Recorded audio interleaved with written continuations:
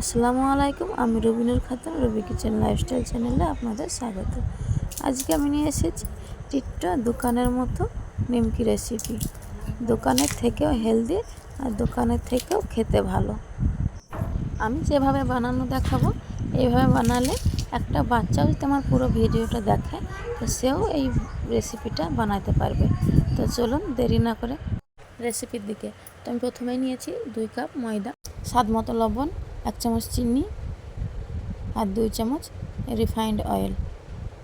Refined oil যতটা লাগবে ততটা দিতে হবে, এটা সাদা রান্নার তেল। তো আমি এবার দিয়ে দিচ্ছি কালো জিরা। তেলটা যতটা প্রয়োজন ততটাই লাগবে। এরকম মুঠি যতক্ষণ না বানবে ততক্ষণ তেলটা দিতে হবে। এরকম মুঠি বানলে আপনার আটাটা পারফেক্ট হয়েছে। এবার আমি একটু একটু করে নর্মাল পানি দিয়ে একটা শক্ত ডো বানিয়ে নেব।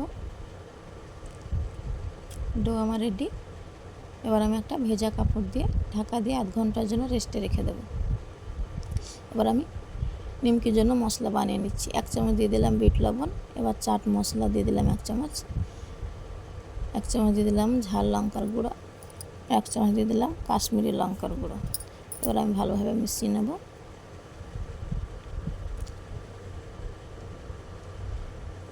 ডোটা আমাদের রেডি হয়ে গেছে।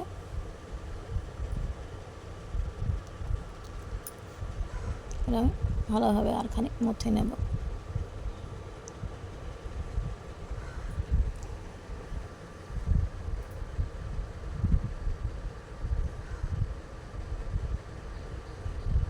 আমি আগে 2টি ভাগে ভাগ করে নিয়েছি। আমি একটা রুটি নিয়ে বড় সাইজের একটা রুটি বেলে নেব। আমরা এই রুটি যেভাবে যতটা পাতলা হয় সেই রুটির মতোই পাতলা করে বেলে নেব। এবার আমি চাকুর সাহায্যে বরফি সাইজ দিয়ে কেটে নেব। তোমার কাটা হয়ে গেছে। আমি আটা ছড়িয়ে দিলাম যাতে একটার উপরে একটা লেগে না যায়। তো এবার আমি একটা গ্লু তৈরি করে নেব। প্রথমে দিয়ে দিলাম 1 চামচ ময়দা আর 2 চামচ তেল দিয়ে এভাবে মিক্স করে নিয়ে গ্লু তৈরি হয়ে গেল।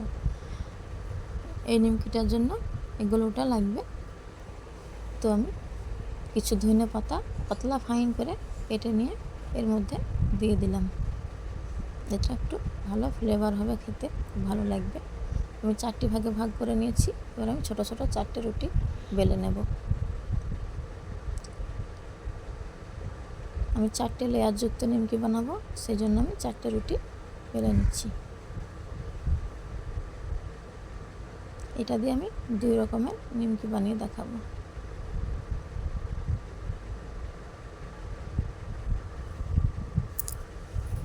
তো প্রথমে আমি বানিয়ে রাখা গ্লুটা দিয়ে দিলাম। এরপরে কিছু ময়দা ছড়িয়ে দিলাম। তারপর আমি আর একটা রুটি দিয়ে আবার সেম প্রসেসে আবার গ্লু দিয়ে আবার কিছু ময়দা ছড়িয়ে আবার আর একটা দিয়ে দিলাম। এভাবে আমি 4টে রুটি লেয়ার বানিয়ে নেব। তো আমার কমপ্লিট। তো আমি এবার বড় সাইজের একটা রুটি বেলে নেব। আমি আবারও বলছি, আমরা যেভাবে যে রুটি খাই বাড়িতে সেরকমই পাতলা হবে।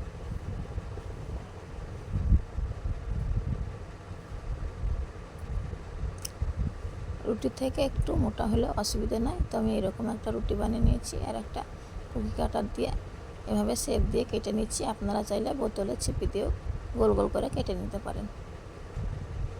তো আমি এবার সাইডের যে অংশগুলো আছে সেগুলো দিয়ে আমি আর এক রকমের নিমকি বানাবো। আমার এই ময়দাটা বেঁচেছে, তো আমি সেই সেম প্রসেসে 4টে লেয়ার দিয়ে আমি এটা বানিয়ে নিয়েছি। আমি কেটে দেখাচ্ছি চামচে করে। একটা মুন শেপ, চাঁদের মতো বা কাজু বাদামের মতো একটা শেপ দিয়ে কেটে নিচ্ছে। এই দেখুন চামচে করে খুব সুন্দর ডিজাইন হয়।